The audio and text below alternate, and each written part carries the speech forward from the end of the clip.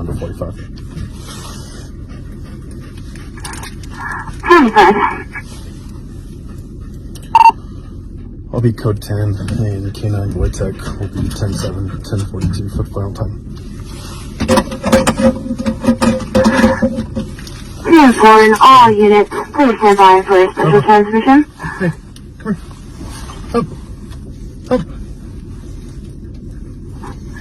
Attention all units, after 9 years of faithful service with the Sublette County Sheriff's Office, What's that?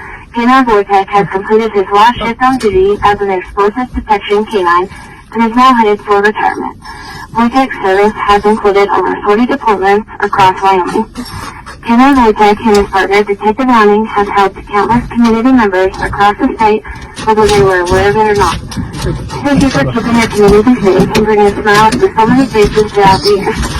You'll be greatly missed. Job well done, Wojtek. Enjoy your retirement, bud.